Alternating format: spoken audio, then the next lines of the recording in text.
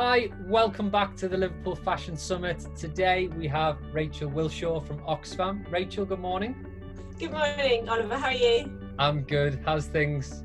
Yeah, good. You've just come back from Crete. Yeah, we shouldn't talk about that because it will make people feel jealous.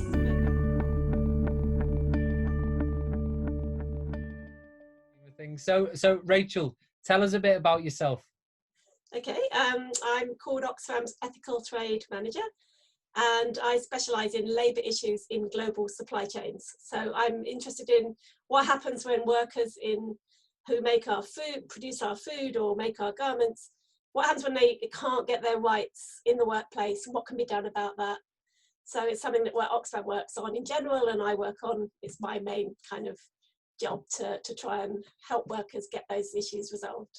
Yeah, so it'll be a little bit different from some of the other people we've spoke to because what would you say Oxfam is? Is it an advocacy role or? Yeah, well, we're a development organisation, we're a charity, we're a household name in the UK. 94% of people know our name. It was started out as the Oxford Committee for Famine Relief, which is where the word Oxfam comes from.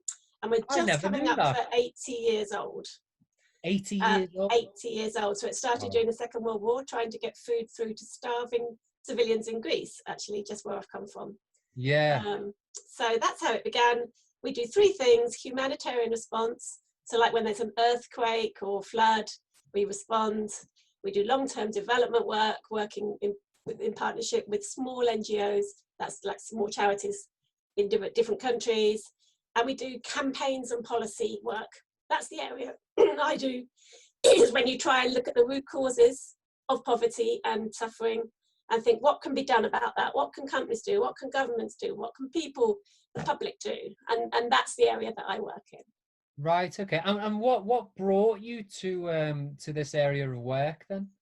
Well, I originally came into Oxfam as a communications officer. I did an English degree. Yeah. I wasn't specialist in this area at all. I just loved the fact that Oxfam's mission was to overcome poverty and suffering.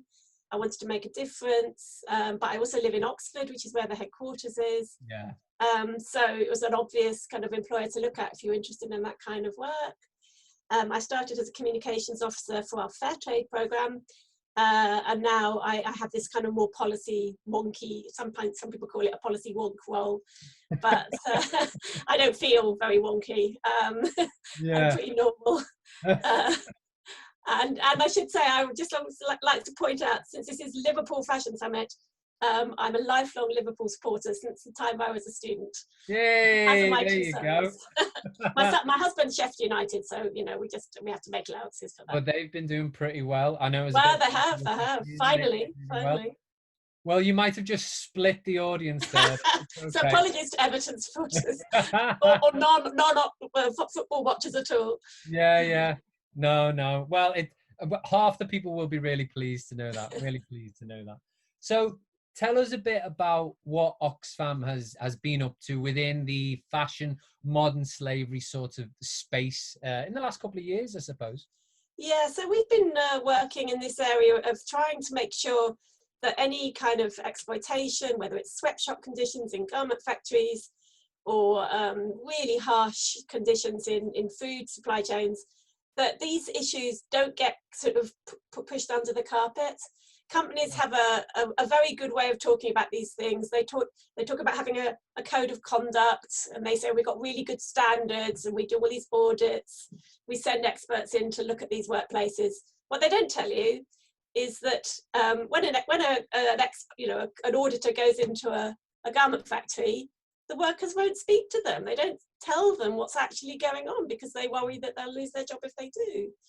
So companies have a way of saying everything's fine, and we say no. Look, let's bring stuff out into the open. Show us on your website, what are you doing, so people can kind of scrutinise it. Show us some data that we can assess how you're doing. Be transparent.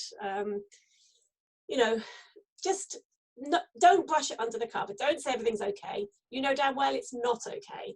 Yeah. We have done numerous studies in Bangladesh, Cambodia, Vietnam, Myanmar, Burma, that show that workers can earn typically about 1/4 of what we would call a living wage. You know, in the UK, the minimum wage is low, but it's like 80-90% of the real living wage. But in many of these other countries, it's like 1/4 or 1/3.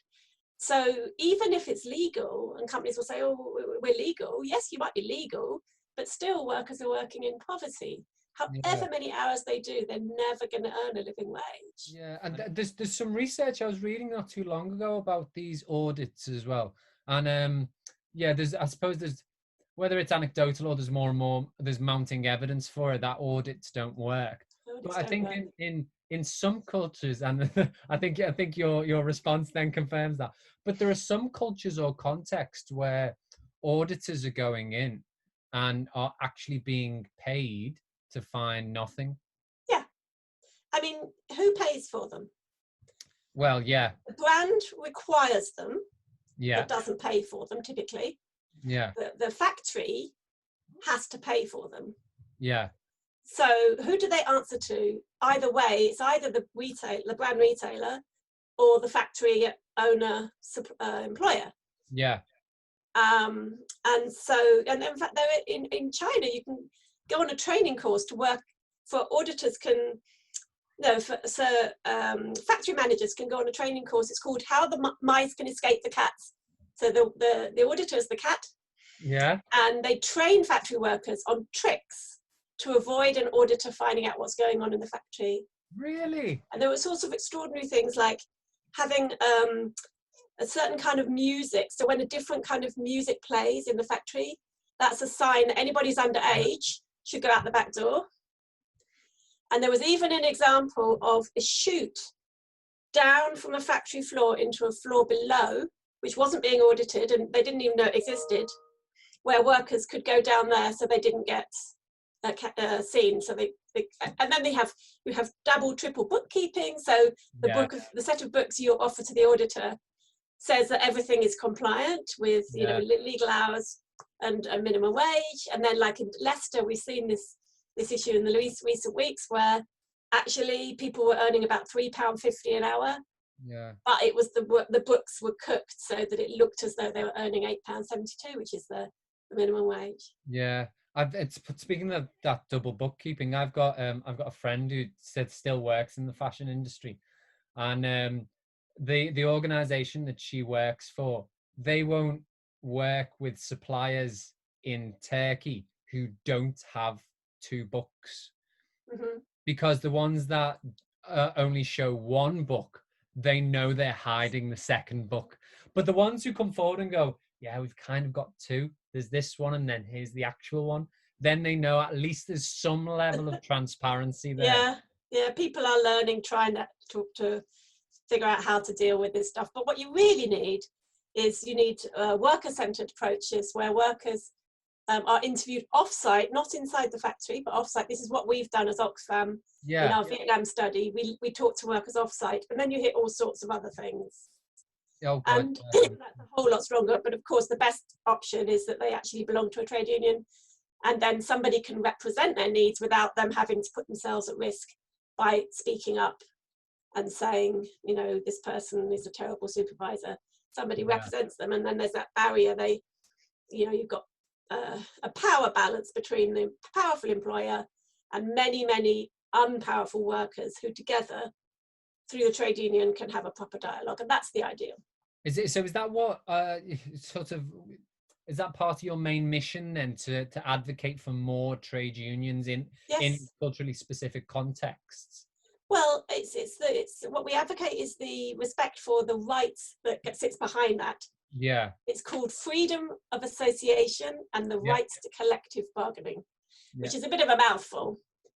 But we basically look, in terms of good practice, we look for companies that understand how important that is, and we'll look for suppliers where that's alive and well, that right. Yeah. And so are you doing this on behalf of, well, you can't be doing it on behalf of the fashion industry as a whole. Are you doing it on behalf of certain sectors of the fashion industry or certain brands? So I was speaking to a colleague this morning in Cambodia. She is the country director of our Cambodia program, and they work with garment workers who produce a lot of garments come out of Bangladesh, China, Vietnam, or Cambodia. If you have a look at the labels, this is one of the suppliers. And she is helping garment workers get access to government services. So things like what's called social protection. So it's not about making the employer do the right thing, although that's also important. It's making sure they can get government entitlements. So during COVID, so many garment workers can't work that it becomes really important that they have access to social security, basically. Yeah. So that's the sort of thing we do at country level. Mm-hmm. And then we've also done a lot of campaigning in this area.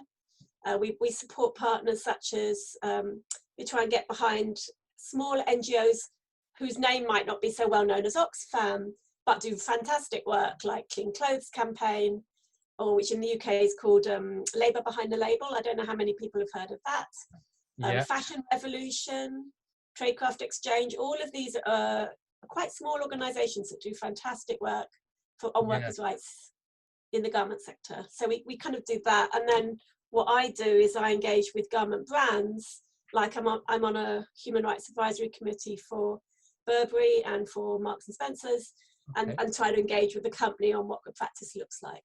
Yeah. So there's it's not just Oxfam then, it's Oxfam as part of a broad ecosystem of different focuses and purposes and visions for a better future then, isn't it? Yeah, definitely. We don't necessarily, our name might be better known, but sometimes it's better to be in the background and help others go forward and say what the issues are, and just get behind them rather than be the front person. Yeah. Well, funnily enough, this is a perfect segue to the final question I wanted to ask you.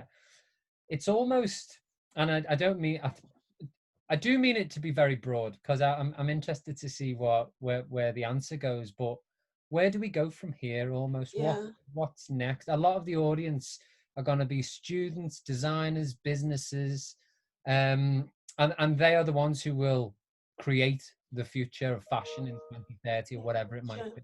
So, very broad. Where do we go from here, Rachel? Well, I mean, it's lovely to be asked a question like this. It's not my normal kind of sphere, if you know what I mean. But if I'm actually asked for advice, by a young fashion designer or somebody who's about to set up a startup in this kind of area, I think I'd have to say, well, you can't expect everything to be perfect from day one. You've got to make your way. So be pragmatic as well as principled, but do have some principles. Decide what would be, where won't you go in order to make a success of your business. So you might want to say, I will make this fashion business successful, but not at any cost. And I do not want workers earning a pittance or being in modern slavery, or you can have some principles around that. And John Lewis, which was, I can't remember when it was set up, in the 1920s or whatever it was,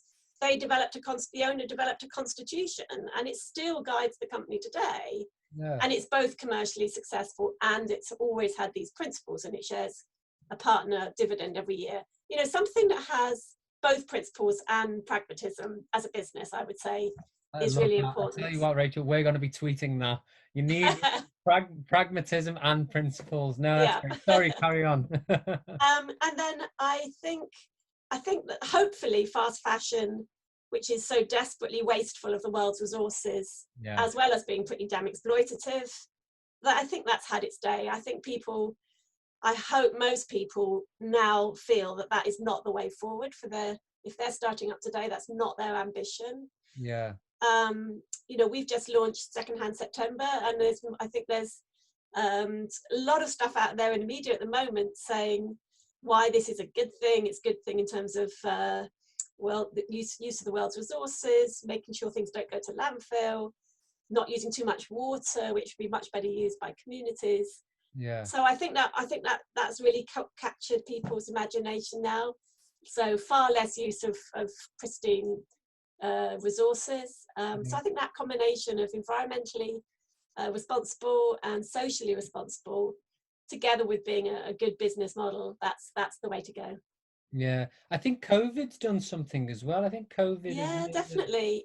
thing. I was talking to a business owner the other day in the food business, and he said, things have been achieved in weeks, which people said couldn't be done in years. Yeah. And I think there's a sense in which it's really demotivating what's happening with COVID, because it's setting so many people back and families are struggling. But there's also this kind of window of opportunity that says, there's never been an opportunity like this to stop and reflect and rethink and do things differently. And I think that's really the thing that keeps us going now with this prospect of more COVID through the winter, is how can we use this as an opportunity for good? Absolutely. And what a perfect sentence to end it on as well, Rachel. Thank you so much. Good luck with the summit. Hope it goes well. Yeah, thank you. Thank you so much. And hopefully we'll get to speak to you sometime soon. Right. Cheers. Thanks.